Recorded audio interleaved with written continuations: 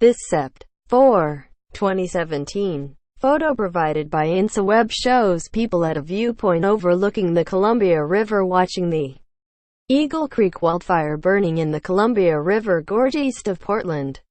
A lengthy stretch of Highway Interstate 84 remains closed Tuesday, Sept. 5, 2017, as crews battle the growing Eagle Creek wildfire that has also caused evacuations and sparked blazes across the Columbia River in Washington state.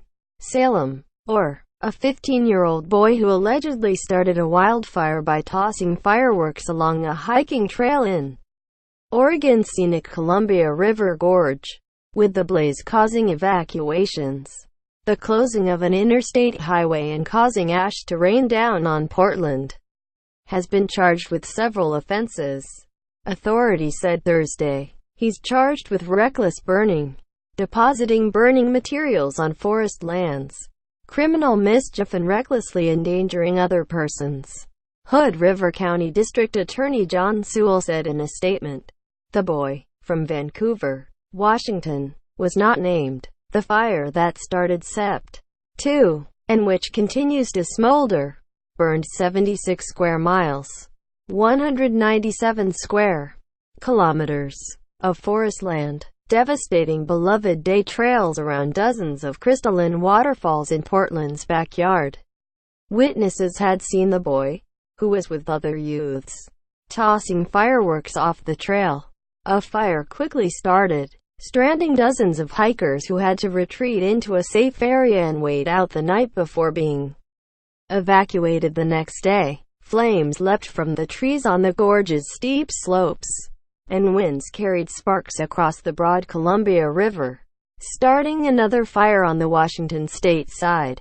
Interstate 84, a major east-west corridor that runs along the gorge, was shut down, and communities like nearby Cascade Locks, which depend on visitors to inject money into the local economy, suffered a severe setback. The fire removed vegetation, underbrush and tree roots that support the Columbia Gorge, and now authorities expect landslides and rockslides with additional rain.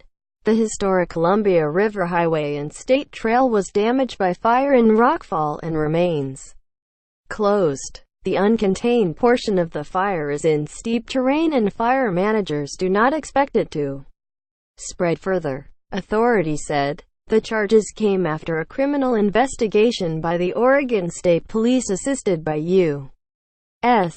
Forest Service investigators. As the fire took such a toll, many enraged commentators on news media websites called for charges to be filed, and for the boy's family to pay some of the millions of dollars in costs to fight the fire. The boy was caught due to the efforts of a hiker, Liz Fitzgerald of Portland, who said she saw a boy toss a smoke bomb into a ravine as girls with him giggled and another boy took video with his cell phone. Fitzgerald continued up the trail and then looked back, saw smoke was growing, and decided to run back to the parking lot and warn others. I passed the teenagers at that point, Fitzgerald told Willamette Week newspaper. It was a smaller group of maybe 7 or 9.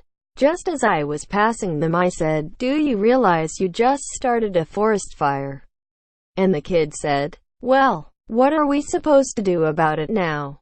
And I yelled over my shoulder, "Call the freaking fire department." Single quote. After she got to the parking lot by the Eagle Creek trailhead, she told a law enforcement officer what she had seen. He stopped a van carrying some of the group of youths as they attempted to leave in a van.